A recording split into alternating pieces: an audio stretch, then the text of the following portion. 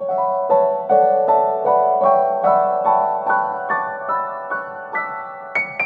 வந்து நம்ம வந்து ஒரு க்ரீமியான சாக்லேட் டார்ட் செய்ய போறோம். சாக்லேட் டார்ட் எப்படி செய்யறதுன்னு பார்க்கலாம். இப்போ வந்து நான் வந்து ஃபர்ஸ்ட் டைஜஸ்டிவ் பிஸ்கெட்ஸ் எடுத்திருக்கேன்.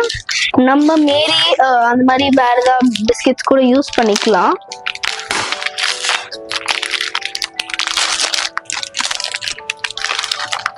ஆக்சுவலி நான் ஃபர்ஸ்ட் இதுல போட்டுக்கிறேன்.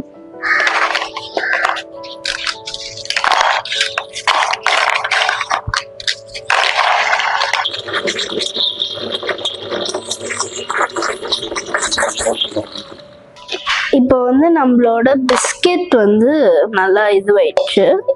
இது வந்து ரொம்ப வெட்டாகிற மாதிரி அரைக்கக்கூடாது. இது வந்து கரெக்டா பவுடர் மாதிரி தான் அரைக்கணும்.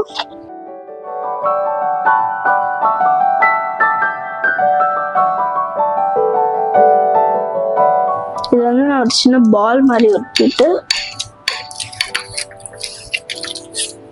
ரொம்ப சாஃப்டா இருந்தா ஃப்ரீஸ் ஆகிறதுக்கு டைம் ஆகும்.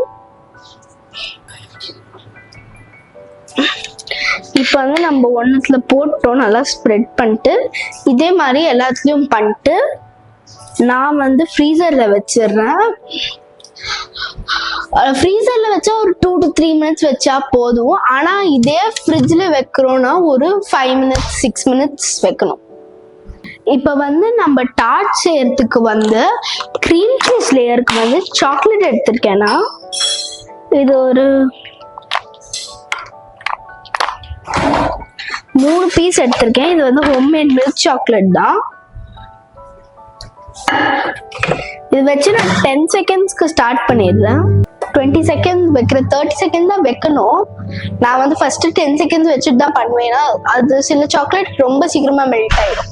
இப்போ வந்து மெல்ட் ஆன சாக்லேட் வந்து நான் க்ரீம் சீஸ் வந்து எடுத்திருக்கேன். இந்த க்ரீம் சீஸ் வந்து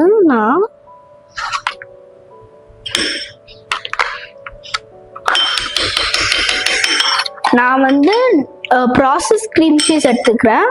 ஆனால் ஒரே ஒரு இன்க்ரீடியன்ட்ஸ்ல செக் பண்ணிக்கோங்க தட் இட்ஸ் நாட் சால்டட். ஏன்னா நம்ம டார்ட்டுக்கே அன்சால்டட் தான் யூஸ் பண்ணியிருக்கோம். நம்ம other flavours we can use salt, but இது சாக்லேட்ன்றதால ஐ didn't want to put salt.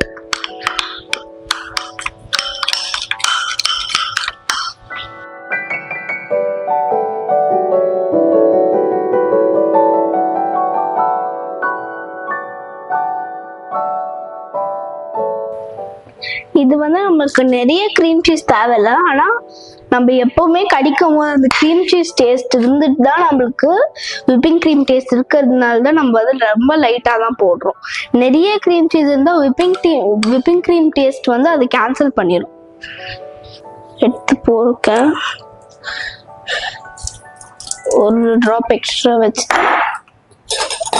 நம்ம இதை வந்து இப்போ விப் பண்ண போகிறோம். விப் பண்ணோன்னே இதை கொஞ்சம் ரெஸ்ட் ஆக விட்டுட்டு மெல்ட் பண்ணிட்டு சாக்லேட்டை இதில் வந்து மெல்டட் சாக்லேட் வந்து ஊற்றிட்டு சாக்லேட் க்ரீம் வந்து we can put it on the tart.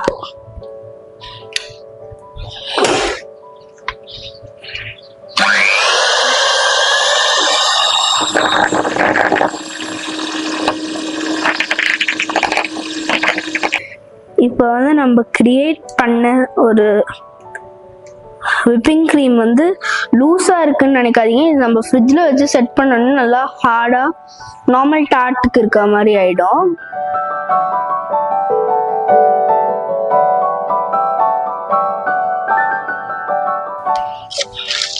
நான் ஒயிட் சாக்கோ சிப்ஸ் யூஸ் பண்ணியிருக்கேன். நம்ம டூட்டி ஃப்ரூட்டி போடலாம், மற்றதும் போடலாம்.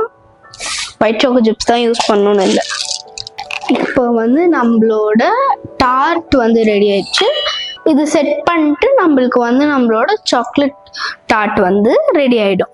இப்போ வந்து நம்ம சாக்லேட்ஸ் வந்து ரெடி ஆயிடுச்சு. நம்ம டார்ட் வந்து இது ஃப்ரீஸ் ஆனோடனே நம்ம டேஸ்டிங் பண்ணலாம்.